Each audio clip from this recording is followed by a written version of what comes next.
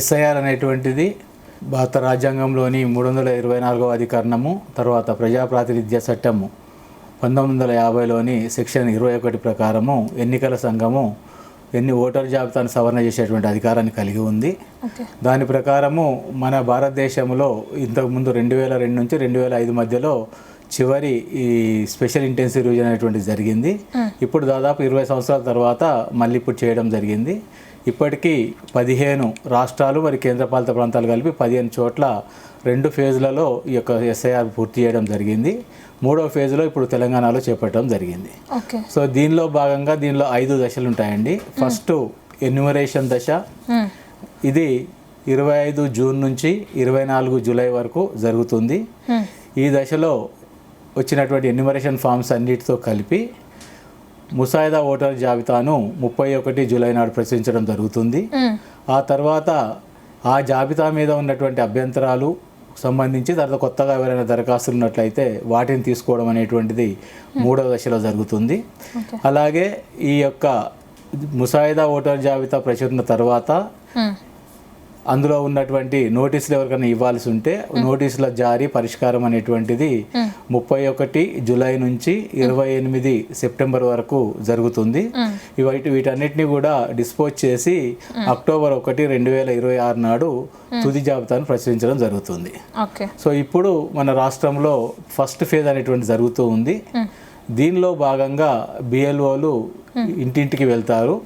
10 June 2026 నాటికి ఉన్నటువంటి voter జాబితా ఏదైతే ఉందో అందులో ఉన్నటువంటి ఓటర్లందరికీ కూడా వారి చిరునామాలు ఏవైతే ఉన్నాయో ఓటర్ జాబితాలో ఆ చిరునామాలకు వెళ్ళి వారికి సంబంధించినటువంటి ఎన్యూమరేషన్ ఫామ్స్ ఇవ్వడం జరుగుతుంది.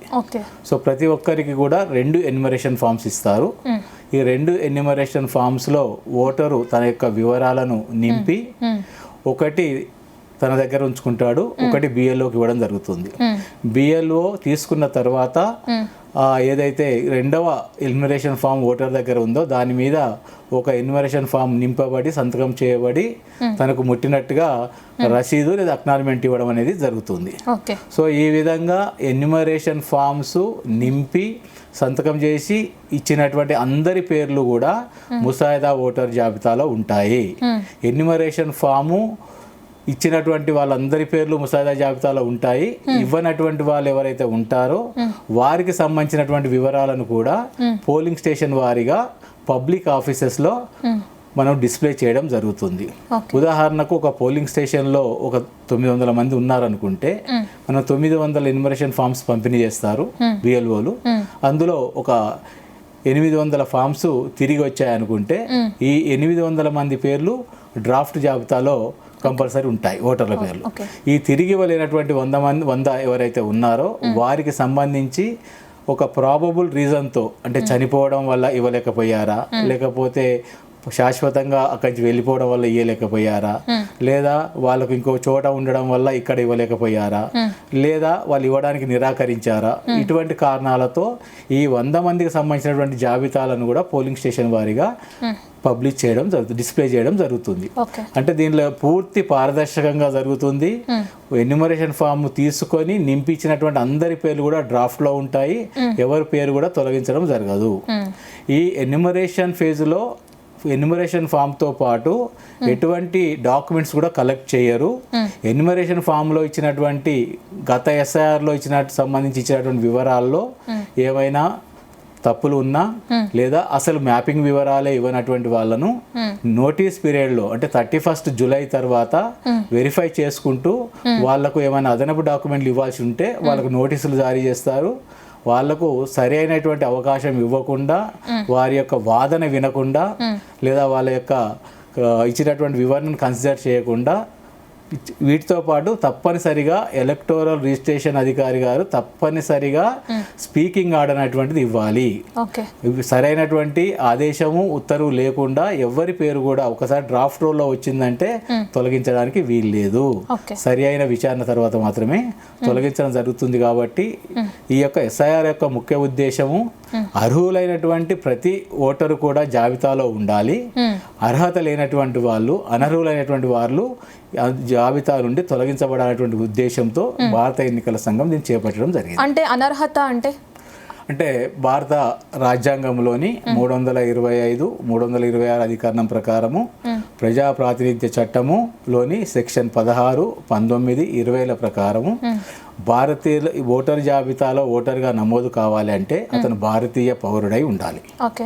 రెండవది ఆ కాన్స్టిట్యుయెన్సీ యొక్క ఆ చిరునామాలో సాధారణ నివాసి అయి ఉండాలి. తర్వాత అర్హత తేదీ నాటికి 18 సంవత్సరాలు నిండి ఉండాలి.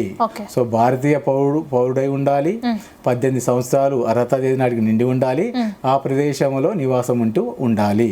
ఈ అర్హతలు ఉన్నటువంటి వాళ్ళు మాత్రమే మన ఓటర్ జాబితాలో ఎన్రోల్ చేయబడడానికి అర్హత కలిగి ఉంటారు.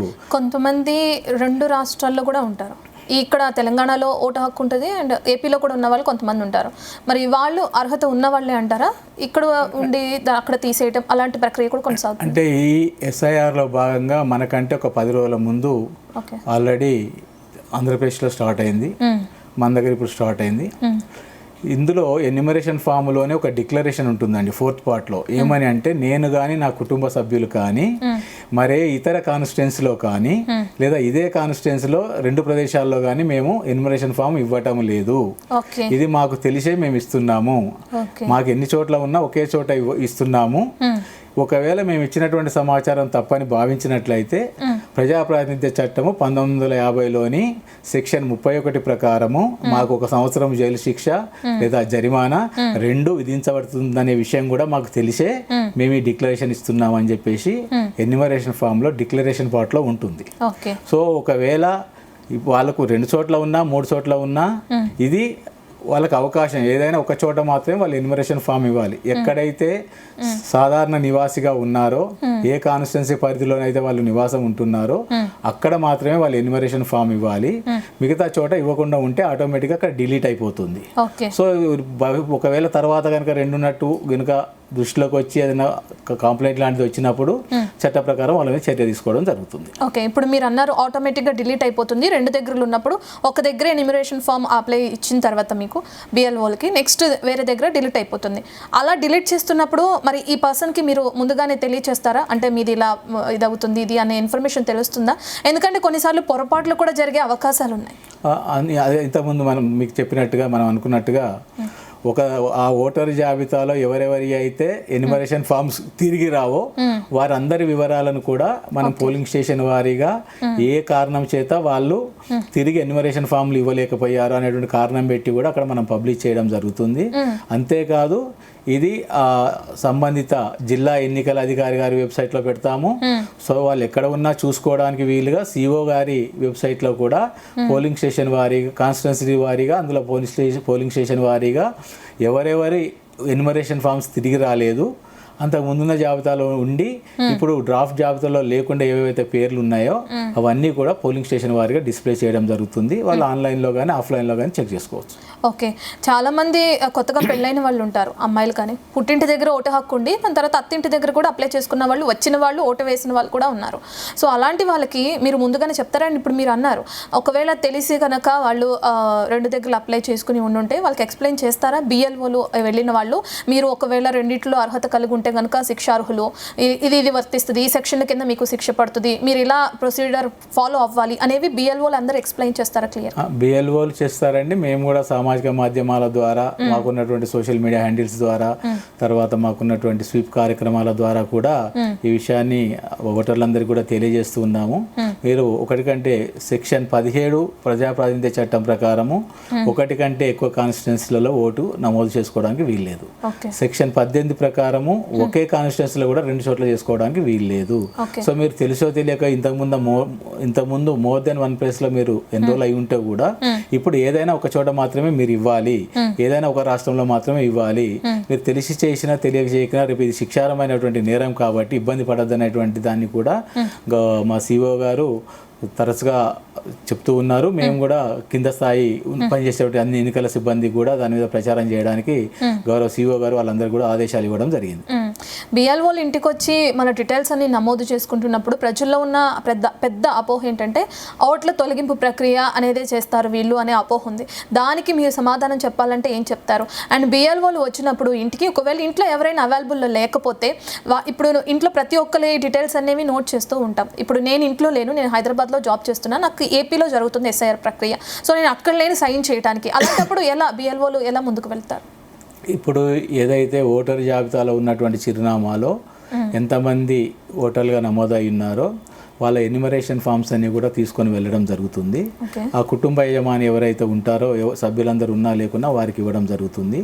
ఒకవేళ ఇంటికి తాళం వేసి ఉన్నా వాళ్ళు అందుబాటులో లేకున్నా డోర్ దగ్గర పెట్టి ఆ పక్క వాళ్ళకి చెప్పి రావడం జరుగుతుంది. ఈ ఇచ్చిన ఫస్ట్ ఎన్యుమరేషన్ ఫామ్స్ డిస్ట్రిబ్యూట్ చేస్తారు. ఈ డిస్ట్రిబ్యూట్ చేసినటువంటి ఫామ్స్ నింపిన తర్వాత నింపడంలో కూడా వాళ్ళకి అవసరమైనటువంటి సహాయాన్ని బిఎల్ఓలు అందించడం జరుగుతుంది. నింపిన తర్వాత కలెక్ట్ చేసుకునేటువంటి టైంలో వీళ్ళు తిరిగి కలెక్ట్ చేసుకొని అక్నాలెడ్జ్మెంట్ ఇస్తారు. అదే సమయంలో ఎవరైతే వాళ్ళ వివరాలన్నీ ఇచ్చారో మీరు ఎన్యుమరేషన్ ఫామ్ ఇవ్వకపోతే మీ ఓటు మీ ముసాయిదా జాబితాలో మీ పేరు ఉండదు కాబట్టి ఇవ్వాలనేటువంటి విషయాన్ని కూడా బిఎల్ఓస్ వాళ్ళకి తెలియజేయడం జరుగుతుంది. ప్లస్ ఇచ్చినటువంటి కూడా ఇటు మేము చేసేటువంటి ప్రచారము తర్వాత ఎన్యుమరేషన్ ఫామ్లో అది ఉండడం వల్ల కూడా వాళ్ళందరికీ అవగాహన కలుగుతుంది కాబట్టి తప్పనిసరిగా ఎన్యుమరేషన్ ఫామ్స్ తీసుకొని సరైనటువంటి వివరాలను నింపి బిఎల్ఓలకి అందజేయాల్సిందిగా మేము ఈ సందర్భంగా ఈ వేదిక ద్వారా మరొకసారి వాళ్ళకి మనవి చేస్తున్నాం. ఓకే, సరే, బిఎల్ఓలు ఇంటికి వస్తారు, ఎన్యూమరేషన్ ఫామ్ ఫిల్అప్ చేస్తారు, దాని తర్వాత ప్రొసీడర్ అనేది కొనసాగుతూ ఉంటుంది. ఇప్పుడు మీరు అన్నట్లుగానే ముసాయిదా జాబితా గురించి వెయిట్ చేయాలి. ముసాయిదా జాబితాలో ఒకవేళ అన్నీ కరెక్ట్గా ఉన్నా పేరు రాని వాళ్ళు ఈ ప్రభుత్వ కార్యాలయాల చుట్టూ తిరగాల, అధికారుల చుట్టూ తిరగాల, ఎక్కడికి వెళ్ళాలి, ఏం చేయాలనేది కూడా ఉంది. సో అలాంటి వాళ్ళ దగ్గరికి మళ్ళీ బిఎల్ఓలు వెళ్తారా, లేదంటే వాళ్ళే మిమ్మల్ని వచ్చి అప్రోచ్ అవ్వాలా? అయితే దీని అందరికీ ఏంటంటే భారత ఎన్నికల సంఘము ఈసీఐ నెట్ అనేటువంటి ఒక మొబైల్ యాప్ను రూపొందించడం జరిగింది. ఇది గూగుల్ ప్లే స్టోర్స్లో ఆండ్రాయిడ్ యూజర్స్కు తర్వాత ఐఫోన్ యూజర్స్కు iOS సిస్టంలో కూడా అందుబాటులో ఉంది. దాంట్లో మనము లాగిన్ అయినట్లయితే మనము ఏదైతే డ్రాఫ్ట్ రోల్ పబ్లిష్ చేస్తామో చేసిన తర్వాత దాని యొక్క డ్రాఫ్ట్ రోల్ను కూడా ఈ యొక్క సిఓ గారి వెబ్సైట్లో పెట్టడం జరుగుతుంది. అలాగే voters.eci.gov.in కూడా అందుబాటులో ఉంటుంది. ఈసీఐ నెట్ మొబైల్ యాప్ ఉన్నటువంటి వాళ్ళు నేరుగా ఓపెన్ చేసి మొబైల్ ద్వారా కూడా వాళ్ళ యొక్క పేరు ముసాయిదా జాబితాలో ఉందో లేదో తెలుసుకోవచ్చు. ఒకవేళ ముసాయిదా జాబితాలో మీరు అన్నట్టుగానే ఎన్యుమరేషన్ ఫామ్ సకాలంలో ఇవ్వలేకపోవచ్చు, అతనికి ఒక దగ్గరే ఓటు ఉంది కానీ అక్కడ కూడా సకాలంలో ఇవ్వలేదు అనుకుంటే అతని పేరు ముసాయిదా జాబితాలో రాకపోవచ్చు.